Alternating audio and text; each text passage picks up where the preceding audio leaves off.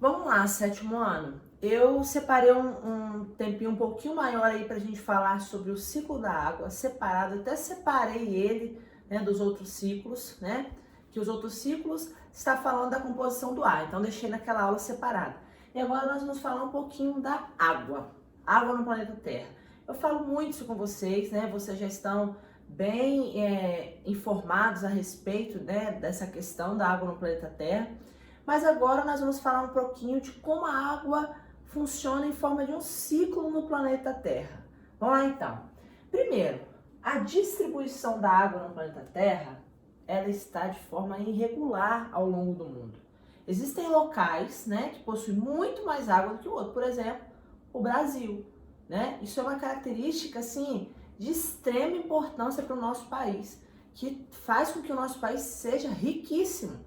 Nós temos a maior reserva de água doce, né, que está no Rio Amazonas, e o maior aquífero, que é o aquífero Guarani, do mundo.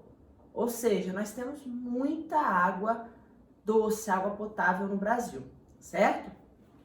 Ao contrário de muitos países. Então, a distribuição da água potável no mundo, ela é completamente irregular. Isso acaba se tornando um problema. Dos 2,5% de água doce, a maior parte está congelada lá nas geleiras, que quando derreter, vai cair nos oceanos e vai se misturar com a água salgada. Apenas uma pequena parte é líquida, aproximadamente aí 1%, de 100% da água do planeta. Aproximadamente 97% é água salgada, tá?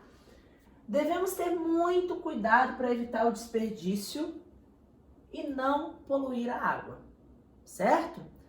Então, turma, uma coisa que a gente tem que deixar claro pra gente é que a disponibilidade de água potável no planeta Terra é muito pequena. O planeta Terra, ele é riquíssimo em água, mas a maior parte está disponível de forma salgada. Professora, mas seria possível tirar o sal da água? Sim, a gente já estudou sobre isso, né? Existe processo para isso. Mas isso tornaria a água extremamente cara para o nosso consumo. E também não há necessidade alguma disso. Sabe por quê? Presta atenção nisso aqui, ó. Eu disse a vocês que ciclo é algo que tem início e retoma e não tem fim.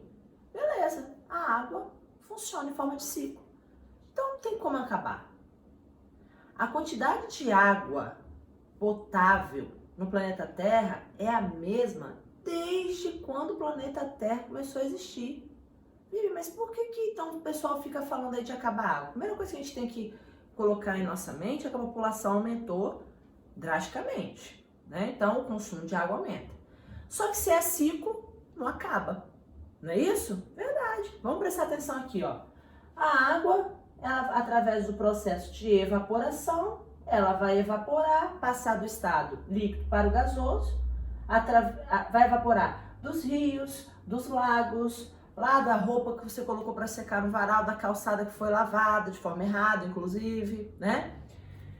Evaporou, chegou aqui em cima em uma superfície mais alta da atmosfera, em que a temperatura é mais baixa, ela vai passar novamente do estado gasoso para o estado líquido, formando as nuvens, certo?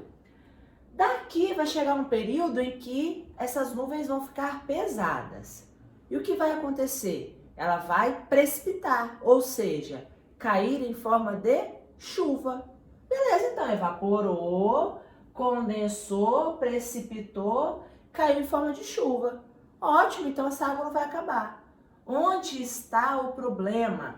O problema está aqui, ó, nas nossas reservas, que deveriam estar prontas para receber essa água da chuva e por muitas vezes os rios estão todos assoreados porque retiramos a mata ciliar em torno do rio, cai um monte de sujeira dentro do rio, a água vem, o que acontece? Inunda tudo, foi o que aconteceu agora no início do ano com as enchentes aqui do Espírito Santo. Obviamente que o fluxo de água foi absurdo, foi muito grande, foram trombas d'água, certo? Um fenômeno natural. Aquilo que eu falei, fenômeno natural a gente não tem como evitar. Agora, se os rios não estivessem assoreados, se a mata ciliar não estivesse sido desmatada, pode ter certeza que o prejuízo teria sido bem menor. E o outro problema é que os rios estão todos poluídos. Quando a água vem, ela se torna uma água impossibilitada de ser consumida, certo? Então, turma, o problema não é a quantidade de água que nós temos disponível no planeta Terra, é a forma que nós estamos usando, é o mau uso. Nós temos que entender que o desperdício, que a poluição é algo extremamente agressivo. Aquilo que eu sempre falo com vocês em sala de aula, a espécie humana ela é extremamente impactante para o meio ambiente. E o meu objetivo com vocês em sala de aula é trabalhar isso, mostrar para vocês que nós temos muita culpa, né, dessas mudanças climáticas, nós temos muita culpa da falta de água, né? Por muitas vezes isso não é tão visto no nosso meio, porque não é muito a realidade que a gente vive. Mas tem muitas pessoas que morrem, né, durante o ano por doenças, por exemplo, relacionadas à água, né? Que não é comum no nosso meio, porque graças a Deus não é a realidade que a gente vive, certo? Inclusive eu vou aproveitar agora para falar um pouquinho disso.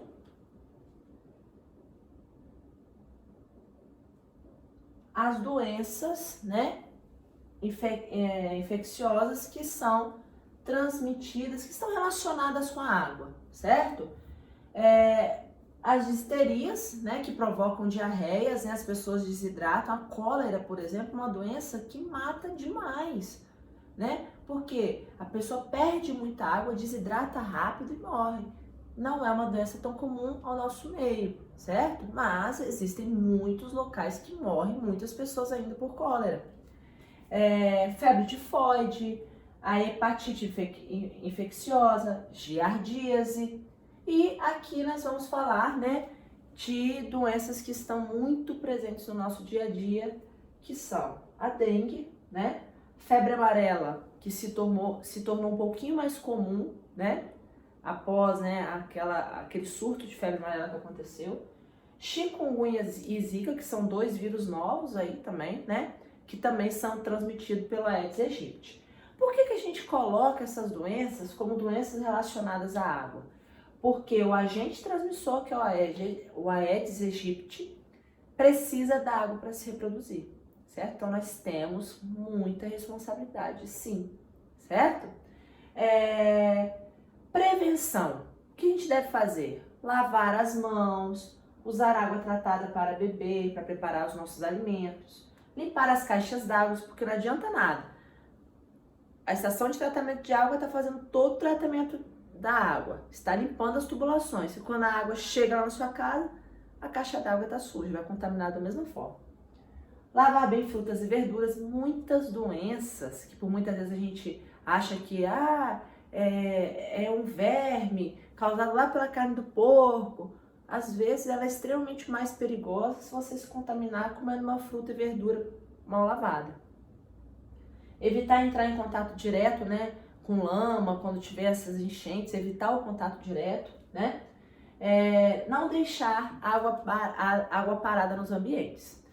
Turma, eu sempre falo muito da nossa responsabilidade quanto pessoa. Eu tenho absoluta certeza, sei que as indústrias, por exemplo, a agricultura, são áreas que consomem muita água, né? Consomem demais, são as que mais consomem. Só que eu preciso entender que a indústria, ela serve para me servir. A agricultura, ela vai existir para servir o ser humano. Então, querendo ou não, por trás de tudo isso, envolve sim a minha participação como cidadão.